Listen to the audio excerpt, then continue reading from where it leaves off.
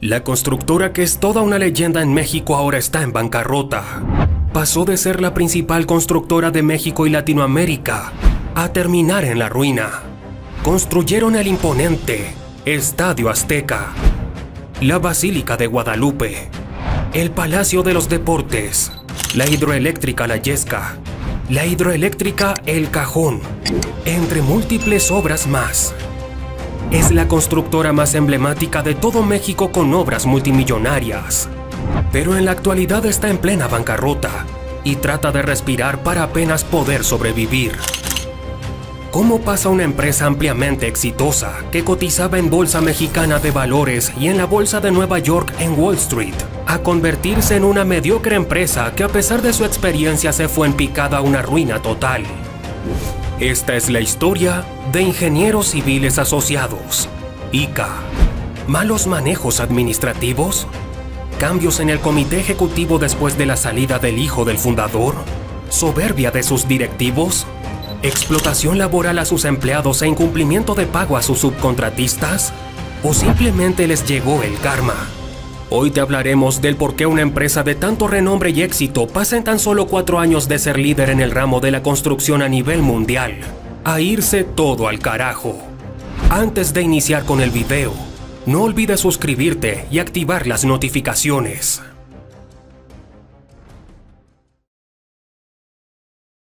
La visión de un hombre en 1947 no solo permitió que México creciera, sino que se volviera un gigante de la construcción. La compañía que dio trabajo a miles de mexicanos durante décadas, hoy produce menos de la mitad de lo que fue hace 40 años. Deudas incalculables y vive del financiamiento. Excluido de la Bolsa Mexicana de Valores y con una reputación tan negativa que solo el gobierno mexicano le contrata para intentar que levante vuelo. Todo comenzaría de la siguiente manera. Año de 1947. Ciudad de México, México. Son las 10 de la mañana en una torre corporativa de juntas de la Ciudad de México. Allí, lo que sería una reunión de amigos estaba por cambiar el destino de México. El organizador del encuentro es un ingeniero de nombre Bernardo Quintana Rioja. Con apenas 27 años, la visión de este hombre siempre fue de las más destacadas de su clase. Esa misma mañana, Quintana Rioja le dijo a sus ex compañeros universitarios su idea: juntar capital entre todos para construir una empresa de construcción modernizadora que operara en México. La verdad, la suma de dinero era muy pequeña y la participación sería importante de cada uno. Cada uno de los ingenieros de nombre Quintana Rioja, Quirós, Toscano, Barocio, Sandoval, Pescador, Valedón, Zamora, Rodríguez, Suárez, Espinosa, Aldúbin Iriarte, Barro Sierra, Mora Lara, Escalante Gómez y Uribe definieron cómo sería el negocio. Y con ello, el 4 de julio de 1947, un grupo de ingenieros egresados de la Facultad de Ingeniería de la UNAM fundaron lo que hoy conocemos como Constructora ICA, una compañía que estaba dispuesta a aceptar cualquier trabajo de ingeniería y apenas 10 días más tarde, ganar la licitación del multifamiliar alemán le abriría las puertas al éxito empresarial y una historia de oro comenzaría. Ingenieros Civiles Asociados, ICA, una compañía de peso en México. Al hablar de la modernización de México, es necesario mencionar a ICA. Durante los años 50, 60 y 70, ICA se encargó de construir carreteras, sistema de drenaje, acueductos, plantas de tratamiento, hidroeléctricas, sistemas ferroviarios e incluso transporte colectivo subterráneo. Sus buenas construcciones demandaban cada vez más empleados y la cobertura de nuevas ramas de la ingeniería. Por ello, también se convirtieron en especialistas en la construcción industrial e incluso en llenar de instalaciones a compañías famosas de México como Pemex o la Comisión Federal de Electricidad. Con el paso del tiempo, era casi imposible participar en contra de Constructora ICA, pues sus capitales, maquinaria e ingenieros eran los más capacitados del país. ICA se convirtió en el operador privado de carreteras más importantes del país Se encargaron de construir incluso aeropuertos, y fue durante muchos años el sostén de la construcción en todo México. Sus números eran tan gigantes que se convirtió en la primera constructora mexicana en cotizar en la Bolsa de Valores de México, y apenas meses más tarde debutó en la NYSE, una compañía capaz de producir 40,000 empleos directos y casi triplicar el número en empleos indirectos. Eran sin duda alguna los dueños de México. Se dice que estos hombres ganaban tanto dinero que era el gobierno mexicano quien les pedía permiso a ellos para inaugurar, generar un plan o un proyecto industrial en el largo plazo. Y si todo esto te parece sorprendente, te decimos que ICA incluso firmó tratos y convenios en Centroamérica para la construcción de represas eléctricas como en Guatemala. Esta compañía no tenía techo. Incluso el mismo Carlos Slim buscaba negociar con ellos, pero de pronto todo cambió.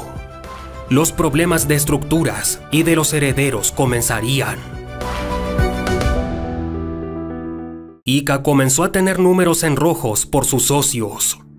Para nadie es un secreto que Bernardo Quintana Rioja es considerado casi un prócer de México.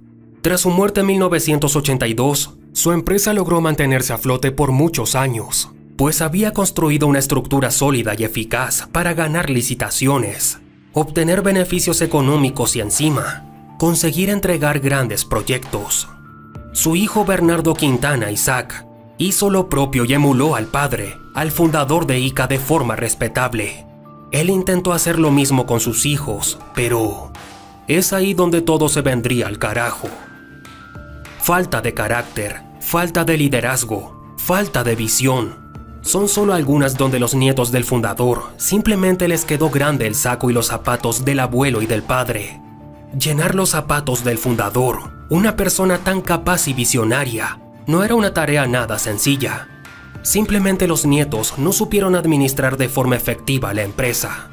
Se dice que el antes y después de esta compañía ocurrió con el fracaso del acueducto de Monterrey, uno que no solo ha supuesto miles de millones de pesos, sino fracaso tras fracaso, y una problemática de agua que sigue afectando hoy a Monterrey, luego de más de 10 años de proyecto.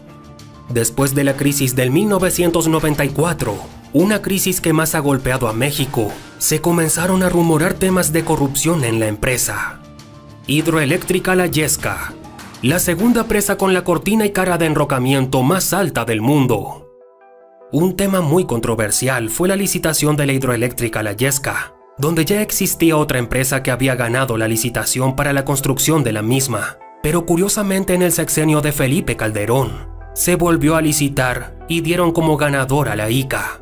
Específicamente este proyecto estaba calculado en $600 millones, pero debido al mal terreno, se disparó a más de $1,000 millones, donde un sindicato de trabajadores tenía cientos de empleados parásitos, con altos sueldos y horas extras, además de personal anticuado que no renovaban, fueron uno de los temas por los que se dio a conocer la construcción de este proyecto. Al concluir esta obra multimillonaria, la ICA aún cotizaba en bolsa de valores a precio aproximado de 27 pesos por acción en el año 2014. Pero de forma rápida, la acción comenzó a caer, y a finales del 2021 la acción cotizaba en 2 pesos por acción. Realmente el último clavo a su ataúd de la ICA fue la línea 12 del metro. Esa línea que daba soporte y había sido construida por la constructora ICA, quien incluso había modificado el proyecto, que terminó entrando en colapso y constando 24 fallecidos. Terminó por enterrar la confianza de esta compañía. Pero pudo haber sido el karma, pues la ICA se volvió famosa por dar subcontratos a empresas jóvenes y después no pagarles, declararse en quiebra y no pagar. Pero este sí que cobraba los trabajos al contratista principal. Por darte un ejemplo, en la hidroeléctrica La Yesca creaba empresas nuevas y en vez de llamarse ICA, se nombraba CPH, Constructora de Proyectos Hidroeléctricos, y COISA, para el personal del sindicato.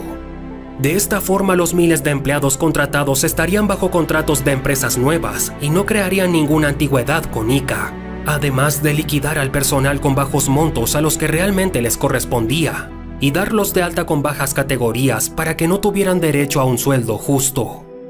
En fin, todas estas prácticas abusivas a sus empleados y subcontratistas, finalmente después de décadas de operar de esa forma y tener uno de los bufetes de abogados más feroces para no pagar nada a nadie, a la famosa ICA le llegaría su karma. Esto aunado a tener siempre que soportar a un sindicato de trabajadores en todas sus obras, pues la gran mayoría del personal obrero es sindicalizado y la dirección de los sindicatos, como es sabida, es conocida por ser un grupo de parásitos que cobran sueldos excesivos y que exigen siempre sus horas extras de trabajo, además que es prácticamente un cáncer para cualquier compañía. Esto mermó en muchas ocasiones la funcionalidad del cumplimiento apresurado de tiempos de entrega de obra, lidiar con sindicatos. La ICA, empresa que construyó incluso la Terminal 2 del Aeropuerto Internacional de México, acabó en esta desgracia. Cómo esta compañía pasó de construir el OmniLife y el Cachamay, Venezuela, a terminar en quiebra. Salida de las bolsas, endeudamiento y muy poco prestigio en México. Ni el más grande enemigo que pueda haber tenido la constructora ICA llegó a pensar que esta compañía fracasaría, pues una empresa que llegó a tener una valoración de 36.894 millones de pesos en la Bolsa Mexicana de Valores, decidió abandonar la Bolsa Mexicana de Valores luego de años y años con una cotización suspendida por sus bajos precios. ICA ha perdido juicios millonarios, como el que adquirió una deuda de 22.5 millones de pesos con Energex por no pagarle 57 facturas en 2015. En ICA Fluor hubo una reducción de trabajadores de hasta el 70%. Y si esto te parece poco, se dice que la compañía tiene un valor de apenas 1.298 millones de pesos, lo que no representa ni el 5% de lo que alguna vez fue. Pero, ¿aún tiene contratos la compañía? Si miras su página web, te dirán que Empresa ICA sigue siendo aparentemente una gigante de México, e incluso ha logrado tener participación en el proyecto del Tren Maya y en la construcción de la refinería Olmeca Dos Bocas. Pero tendrán que pasar muchos años para que esta compañía vuelva a recuperar el prestigio que alguna vez tuvo y la capitalización de la que fue despojada por mala administración. En estos momentos, la compañía es dirigida por Guadalupe Phillips, una mujer que ha buscado la reestructuración de la empresa e incluso la sociedad con otras empresas para intentar subsistir. Han hecho a un lado a los nietos del fundador que demostraron su ineficacia en la empresa. ¿Y tú? ¿Tienes alguna experiencia no grata con constructora ICA? ¿Recuerdas lo grande que era y a lo que ha caído ahora? ¿Conoces a alguien que haya trabajado en ICA? Déjalo en los comentarios. Gracias por suscribirte y activar las notificaciones.